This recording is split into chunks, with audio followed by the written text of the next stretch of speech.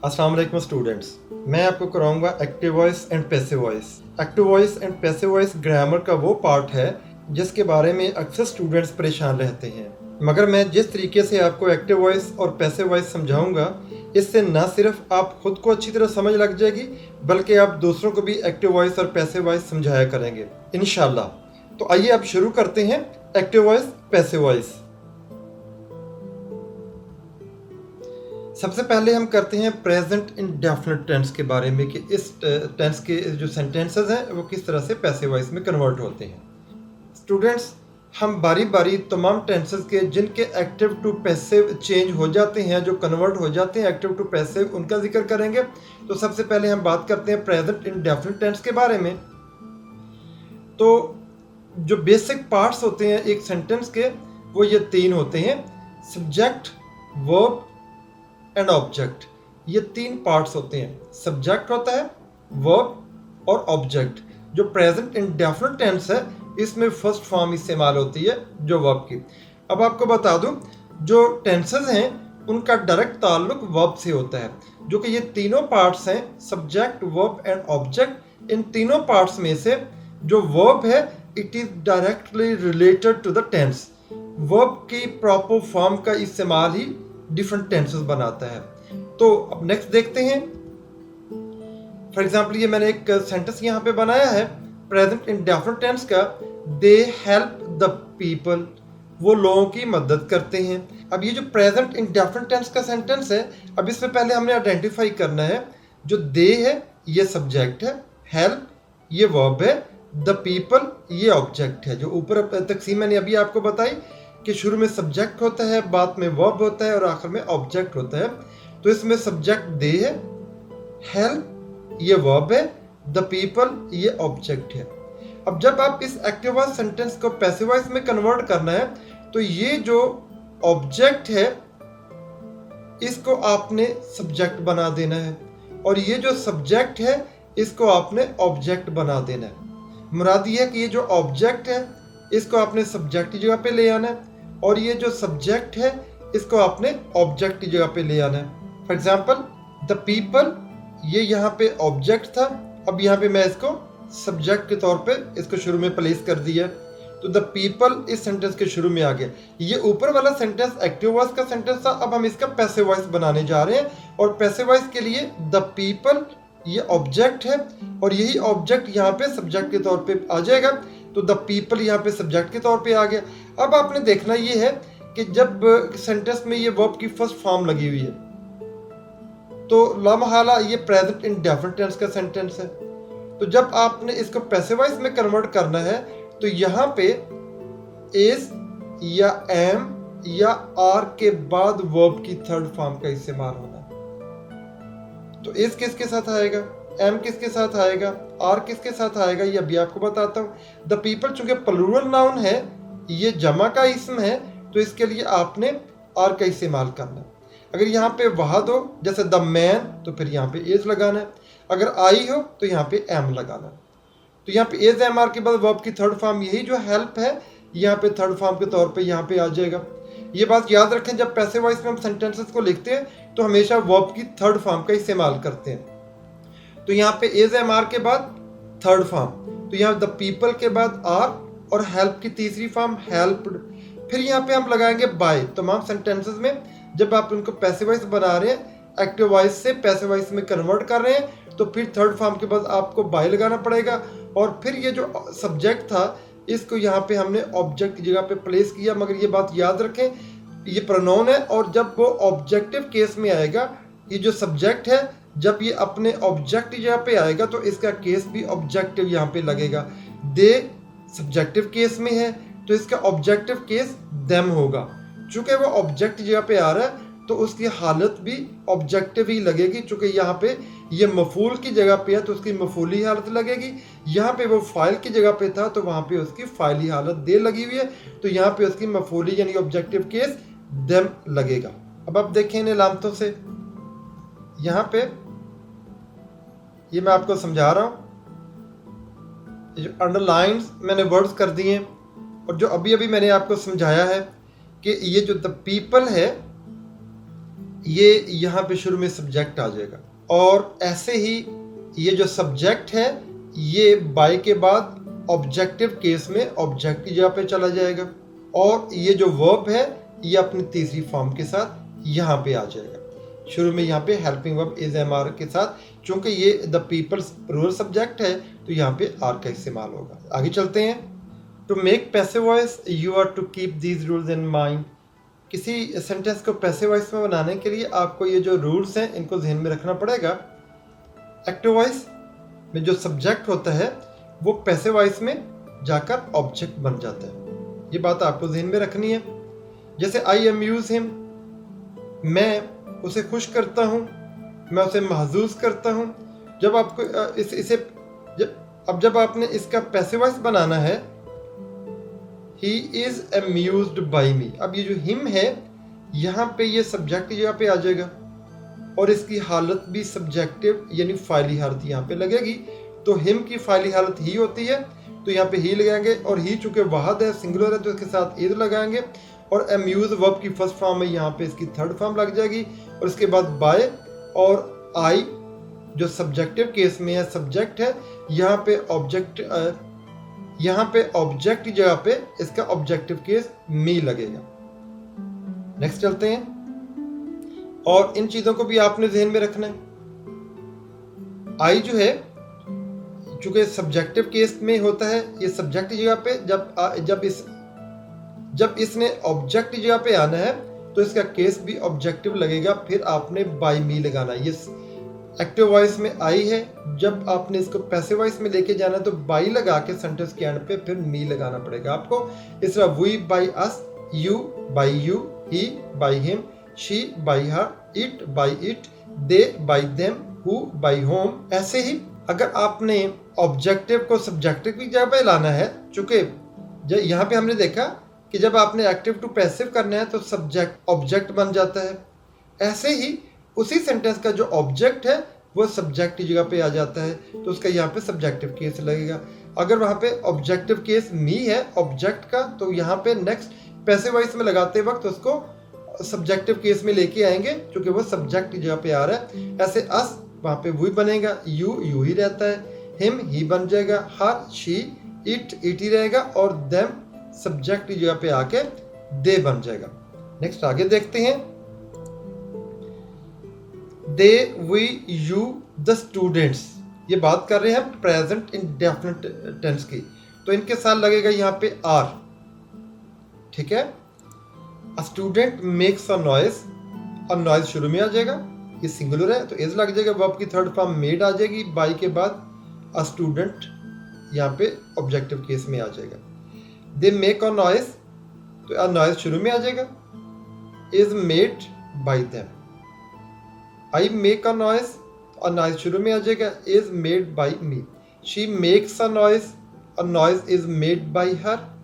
It makes a noise is made by it. We make a noise is made by us. The students make a noise is made by the students. तो students इसको जरा थोड़ा सा समझने के लिए आप यहाँ पे थोड़ा सा अपनी इस वीडियो को पॉज कर सकते हैं और यहाँ से अच्छी तरह समझ सकते हैं कि किस प्रोनाउन को मैंने किस तरीके से सब्जेक्टिव केस से ऑब्जेक्टिव केस में लेके आया हूँ और ऑब्जेक्टिव केस से सब्जेक्टिव केस में लेके आया हूँ। नेक्स्ट आगे चलते हैं। प्रेजेंट इंडेफिनिट टेंस के बारे में मजीद देखते हैं। नेगेटिव और इंट्रोगेटिव सेंटेंसेस के इनको कैसे आपने पैसिव वॉइस बनाना है। डू यू प्ले हॉकी, तो ये हॉकी जो है जो कि सिंगुलर है तो इज जो है हेल्पिंग वर्ब ये शुरू में आ जाएगा क्योंकि ये सवालिया सेंटेंस है। इंट्रोगेटिव है, इज हॉकी वर्ब की थर्ड फॉर्म वैसे की वैसे बाय, और यू यहाँ पे इसके ऑब्जेक्टिव केस की जगह पे आ जाएगा। Do you play hockey every day in the evening. अब आपने यहाँ पे देखना है कि subject you, verb play, object hockey. तो अब यहाँ पे देखिए यहाँ पे आपका सेंटेंस का स्ट्रक्चर कंप्लीट हो जाता है। तो चूंकि ये सवालिया डू तो हॉकी सिंगुलर है तो इज शुरू में आएगा, यहाँ पे इज तो हॉकी यहाँ पे आ जाएगा, और वर्ब की third form played by you यहाँ पे, और बाकी सेंटेंस का हिस्सा every day in the evening ये आपने एज एन ऑब्जेक्ट कॉम्प्लीमेंट ये एंड पे ही रखना है। तो यहाँ पे सवालिया निशान आपने लगा देना है। नेक्स्ट आगे देखते हैं, why does she Singh a song, वो गाना क्यों गाती है। तो ये अ सॉन्ग चूंकि सिंगुलर है तो ये एज आएगा। अब चूंकि जो वाई से WH फैमिली से शुरू होने वाले सेंटेंस है जो सवालिया फिक्रे बनाते हैं तो ये शुरू में ही रहेंगे। वाई, वेयर, व्हेन, विच, ये शुरू में ही रहेंगे। और फिर बाकी इस हिस्से को आपने जैसे ये पे is hockey played, is a song sung by, ये वैसे स्ट्रक्चर रहेगा उसका। ये WH फैमिली के जो इंट्रोगेटिव वर्ड्स हैं ये शुरू में आ जाएंगे जिनको हम सवालिया WH फैमिली के वर्ड्स कहते हैं। I do not mock at others, अब ये मनफी का फिक्र आ गया, एक नेगेटिव सेंटेंस है तो ये एट अदर्स, तो ये अदर, ये जो एट है ये इस वर्ब के साथ, ये प्रेपोजिशन इस वर्ब के साथ अटैच है तो ये अदर्स आपने शुरू में लेके आना है। अदर्स आर नॉट, चूंकि ये प्लूरल है, आर नॉट, ये मॉक डैट इकट्ठा रहेगा बाय मी। इसको जरा अच्छी तरह समझ लीजिए आप। आगे चलते हैं, पास्ट इंडेफिनिट टेंस। हम पास्ट इंडेफिनिट टेंस की बात करते हैं तो इसमें वर्ब की सेकंड फॉर्म इस्तेमाल होती है।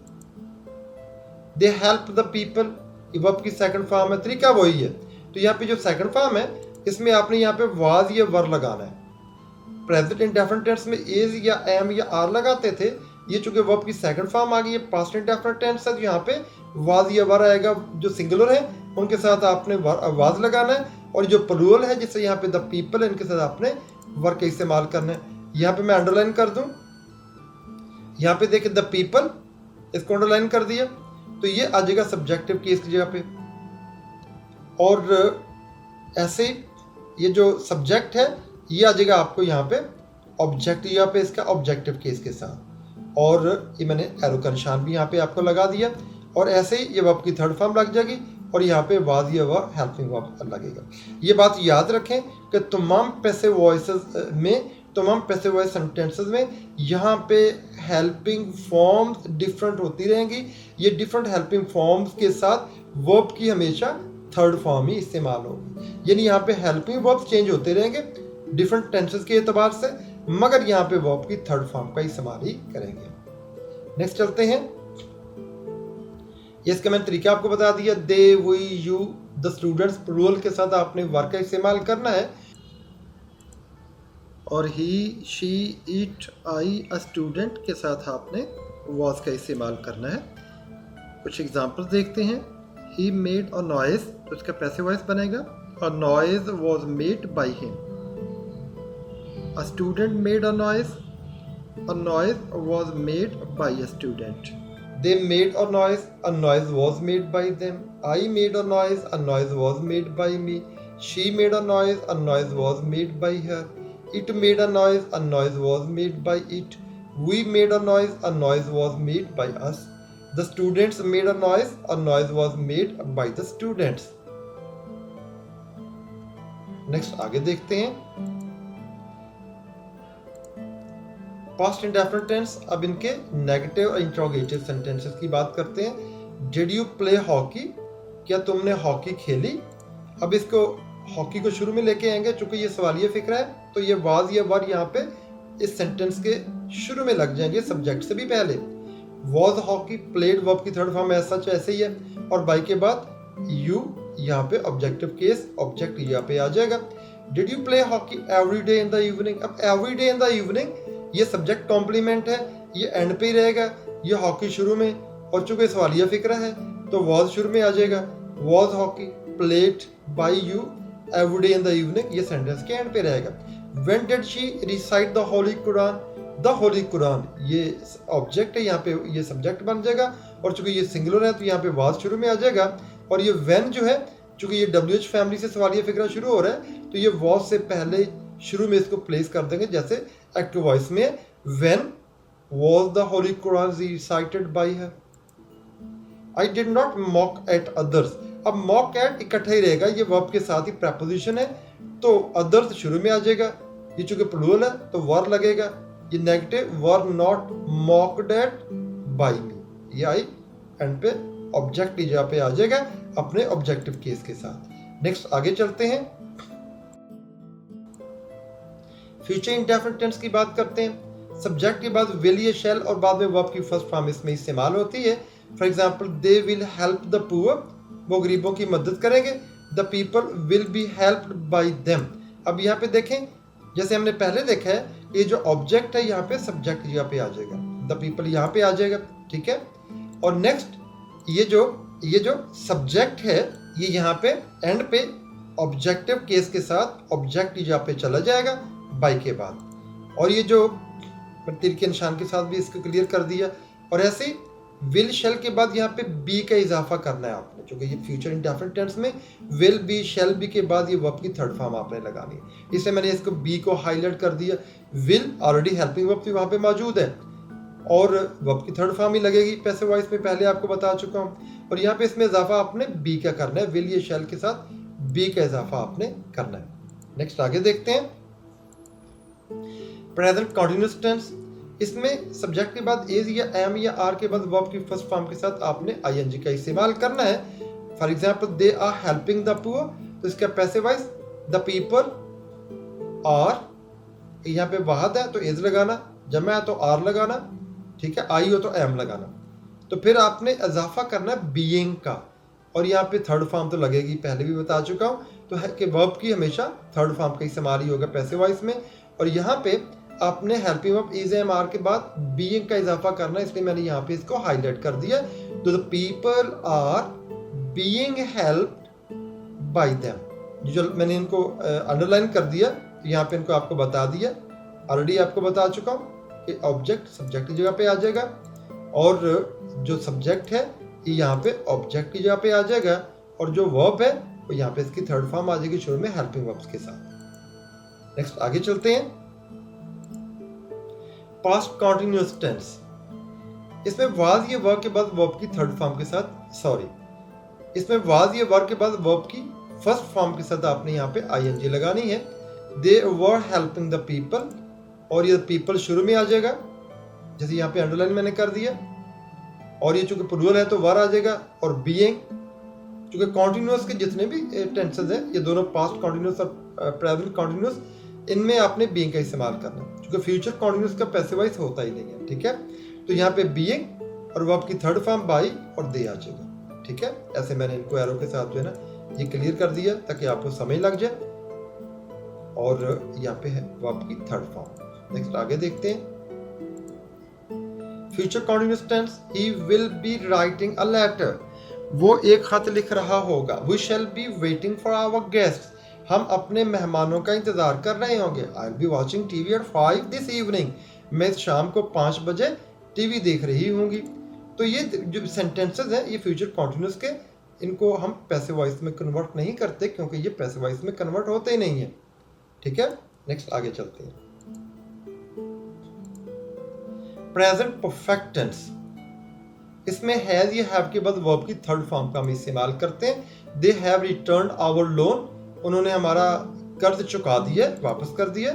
Our loan has been returned by them, तो अब ये आवर लोन ये आपने सब्जेक्ट की जगह पे आ जाना।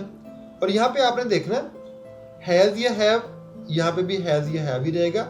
It depends upon the subject, ठीक है, वो सिंगुलर है तो हैज, और अगर ये प्लूरल है या आई आ जाएगा तो यहाँ पे हैव का इस्तेमाल आपने करना है। और यहाँ पे आपने इजाफा बीन का करना है, चूंकि हैज हैव के बाद वर्ब की थर्ड फॉर्म तो ऑलरेडी एक्टिव वॉइस सेंटेंस में लग रही है, तो इसको पैसिव वॉइस में भी हैज या हैव के बाद तो वर्ब की थर्ड फॉर्म का इस्तेमाल हो रहा है, मगर यहाँ पे हैज या हैव के बाद आपने बीन का इजाफा करना, इसलिए मैंने यहाँ पे इसको हाईलाइट कर दिया, ठीक है।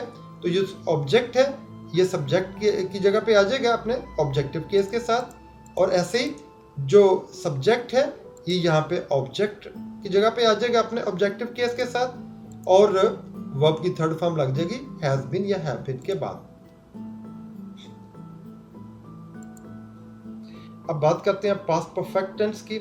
इसमें सब्जेक्ट के बाद हैड और वर्ब की थर्ड फॉर्म का इस्तेमाल करते हैं। हैड के बाद वर्ब की third form, they had returned our loan had been returned by them, इसमें भी वैसे ही है, जस्ट आपने बिन का इजाफा करना है। और बाकी ये देख लें बिल्कुल वैसे जो प्रीवियस प्रेजेंट परफेक्ट टेंस मैंने आपको बताया है, ठीक है। इसमें सभी में हैड ही आएगा, बस पैसिव वॉइस में जाते हुए बिन का इजाफा करना, और वैसे ही ऑब्जेक्ट को सब्जेक्ट की जगह पे और सब्जेक्ट को ऑब्जेक्ट की जगह पे उससे पहले बाय लगाना, ठीक है।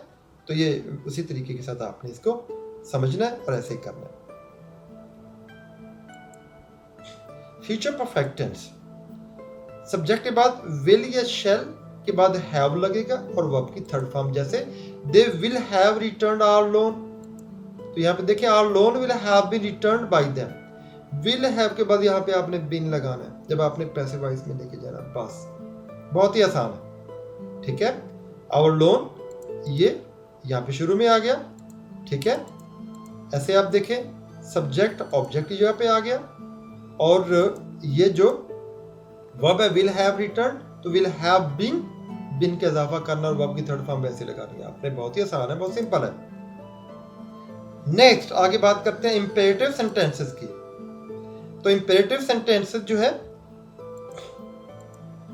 ये हमेशा वर्ब की फर्स्ट फॉर्म से शुरू होता है, जैसे टेक टी, चाय पी लो, चाय ले लो, ये टेक वर्ब की फर्स्ट फॉर्म है। लेट टी बी टेकन, अब इसका पैसिव वॉइस हम करेंगे तो ये लेट के साथ शुरू करते हैं।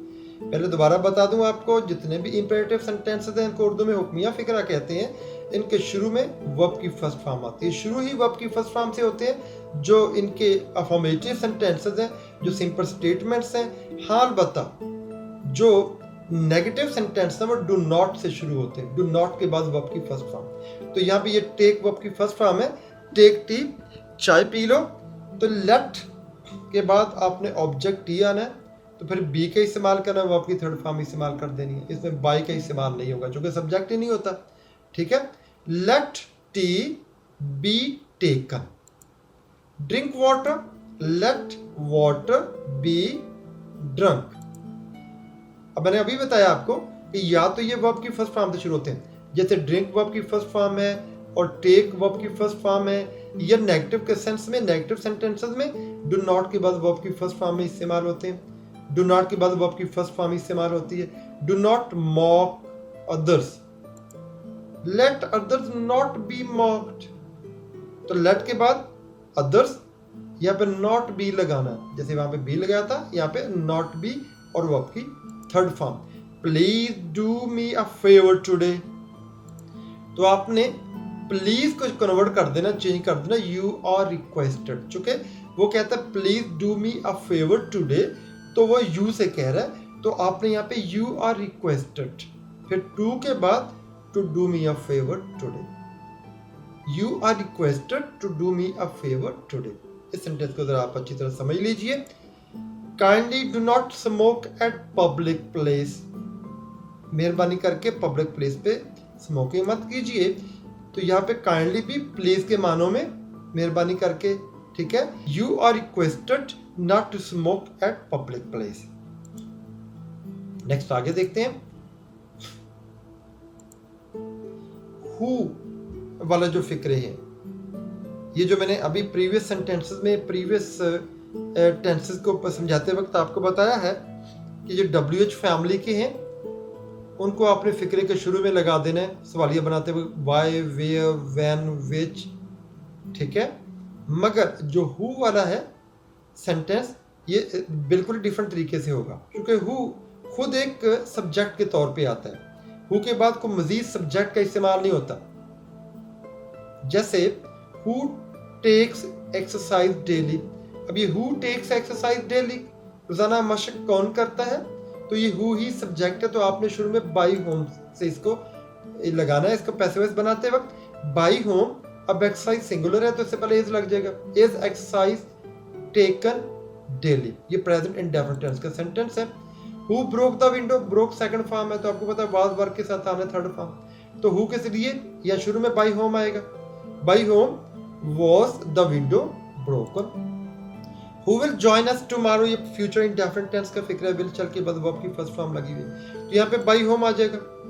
ठीक है, बाई होम विल चूंकि सवालिया है तो ये अस शुरू में लेके आना है, तो उससे पहले हम विल शल लगा देंगे क्योंकि ये सवालिया फिक्र है। By whom will we be, और ये भी मैंने आपको बताया कि विल बी शल भी लगेगा जब आपने इसको पैसिव वॉइस में कन्वर्ट करना। अब चूंकि ये सवालिया फिक्र है तो विल बी को तोड़ देंगे हम और सब्जेक्ट से पहले विल को ले आएंगे।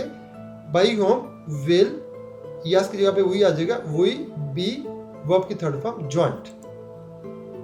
हु स्पीक्स द ट्रूथ, कौन सच बोलता है, तो बाई होम आ जाएगा शुरू में, by home. The truth singular है तो इस शुरू में आ जाएगा is the truth spoken. Next आगे देखते हैं मॉडल ऑक्सिलरीज के साथ, जिनको हम मॉडल हेल्पिंग वर्ब कहते हैं, मॉडल वर्ब भी कहते हैं। Can, could, may, might, would, should, must, ought, has to, have to, इनके साथ आपने पैसिव वॉइस कैसे बनाना है। तो मॉडल ऑक्सिलरी के बाद आपने बी का इस्तेमाल करना है बाद में वर्ब की थर्ड फॉर्म। जिस तरह आप फ्यूचर इंडेफिनिट में विल, शैल के बाद आप बी लगाते थे और बाद में वर्ब की थर्ड फॉर्म का इस्तेमाल करते थे, विल बी के बाद थर्ड फॉर्म। तो ऐसे यहाँ पे कैन बी के बाद थर्ड फॉर्म, कुड भी थर्ड फॉर्म, मे भी थर्ड फॉर्म, माइट भी थर्ड फॉर्म, इन सभी के बाद आपने वर्ब की थर्ड फॉर्म लगानी। जैसे he can solve these sums, तो दीज सम्स शुरू में आ जाएगा, तो यहाँ पे कैन के बाद be third form, solve by, बाकी वैसे ही है। I may buy the book, I may buy the book, तो द बुक शुरू में आ जाएगा। मे बी बॉट, मैंने भी बताया बी का इस्तेमाल करना है, मे बी, ठीक है। जैसे यहाँ पे कैन बी का इस्तेमाल किया और वर्ब की थर्ड फॉर्म, बाय के बाद सब्जेक्ट यहाँ पे, ऑब्जेक्ट यहाँ पे लाके उसका ऑब्जेक्टिव केस लगा दें। ये जरा गौर करें, the sentences which can not be change to passive voice, वो फिक्रे जिनको हम पैसिव वॉइस में कन्वर्ट ही नहीं कर सकते, चेंज ही नहीं कर सकते। The sentences having intransitive verb, वो फिक्रे जिनके वर्ब्स इंट्रांजिटिव होते हैं। इंट्रांजिटिव वर्ब किसे कहते हैं, वो वर्ब जिसको अपना मफहूम बयान करने के लिए ऑब्जेक्ट की जरूरत ना पड़े, ऑब्जेक्ट फ्री वर्ब होता है। यानी ये वर्ब जो है ये ऑब्जेक्ट के बगैर ही अपना मुकम्मल मानी खुद ही दे देता है और सुनने वाले को मुकम्मल मफहूम समझ आ जाता है। तो इस तरह के वर्ब को कहते हैं intransitive verb. For example they are running, वो भाग रहे हैं। अब रनिंग के बाद ऑब्जेक्ट की यहाँ पे जरूरत ही नहीं है, ठीक है, पूरी बात समझ में आ रही है। तो यहाँ पे इस सेंटेंस में सिर्फ सब्जेक्ट है और यहाँ पे सिर्फ वर्ब है। We enjoy in the park, हम पार्क में इंजॉय करते हैं। अब इंजॉय जो है इसके बाद कोई ऑब्जेक्ट नहीं है, ये इन द पार्क कहाँ पे हम जो है ना वो इंजॉय कर रहे हैं, ये एडवर्बियल है, ठीक है, इसको एडवर्ब फ्रेज भी कहते हैं। और ये ऑब्जेक्ट कॉम्प्लीमेंट, सॉरी, और ये सब्जेक्ट कॉम्प्लीमेंट है। दे आर लाफिंग, वो हंस रहे हैं। अब ये लाफिंग के बाद ऑब्जेक्ट नहीं है मगर बात का मफहूम मुकम्मल समझ आ रहा है। अब नेक्स्ट आगे देखते हैं। अच्छा, ये जो जितने भी सेंटेंसेस हैं इस किस्म के तमाम सेंटेंसेस जिनमें इंट्रांजिटिव वर्ब्स का इस्तेमाल होता है वो पैसिव वॉइस में कन्वर्ट नहीं होते, वो पैसिव वॉइस में नहीं जाते हैं। The sentences having transitive verb, अब तक जो पीछे हम बात कर चुके हैं वो ट्रांजिटिव वर्ब के बारे में था जिसके हमने डिफरेंट पैसिव वॉइस बनाए। फॉर एग्जांपल इनमें से मैं ट्रांजिटिव वर्ब को बना के इनके सेंटेंस बनाता हूँ। दे आर रनिंग, यहाँ पे हमने लिखा। अब मैं इसको रनिंग को ट्रांजिटिव वर्ब बनाता हूँ ऑब्जेक्ट के साथ। They are running the machine, अब इसका पैसिव वॉइस बन जाएगा, ठीक है। The machine is being run by them, ठीक है। We enjoy in the park, तो यहाँ पे इंजॉय जो था ये इंट्रांजिटिव वर्ब था, एज अ ट्रांजिटिव वर्ब यहाँ पे इस्तेमाल करते हैं। वी इंजॉय द मैच, अब किसको एंजॉय कर रहे हैं, द मैच को। अब द मैच इसका ऑब्जेक्ट है, तब द मैच शुरू में आ जाएगा। The match is enjoyed by us. They are laughing at us, अब यहाँ पे था दे आर लाफिंग, वो हंस रहे हैं। यहाँ पे they are laughing at us, वो हम पर हंस रहे हैं, ठीक है। अब अस इसमें ऑब्जेक्ट है तो इसका पैसिव बनेगा, वी शुरू में आ जाएगा। We are being laughed at by them. तो ये थे एक्टिव वॉइस, पैसिव वॉइस। मैंने कोशिश की है कि कंप्लीटली आपको एक्टिव वॉइस, पैसिव वॉइस की सैर करवाई जाए और मुकम्मल तौर पे इसको समझाया जाए। और मुझे उम्मीद है कि आपको इंशाल्लाह मुकम्मल तौर पर इसकी समझ भी आ गई होगी और इंशाल्लाह एक या दो बार इसको पीछे से बार बार दोहराने से, देखने से आपको मुकम्मल तौर पे एक्टिव वॉइस, पैसिव वॉइस के ऊपर अबूर हो जाएगा। न सिर्फ आपको अच्छी तरह समझ आ जाएगी बल्कि आप दूसरों को बड़े आसान तरीके से एक्टिव वॉइस, पैसिव वॉइस समझा सकते हैं। तो इसी के साथ आज का लेक्चर खत्म करता हूं और जाते जाते अगर आपका दिल चाहे तो सब्सक्राइब के वर्ड के ऊपर क्लिक कर दीजिए, इससे मेरी आने वाली नई अपलोड होने वाली वीडियो आप तक पहुंचती रहेंगी। तो मेरी नेक्स्ट आने वाली वीडियो तक के लिए all the best, take care, अल्लाह हाफिज। फ्रेंड्स, मैं उम्मीद करती हूँ कि आप हमारे चैनल को शेयर भी करेंगे, लाइक भी करेंगे और सब्सक्राइब तो ज़रूर करेंगे। इससे हमारे वीडियो लेक्चर्स आप तक पहुँचते रहेंगे। Thank you.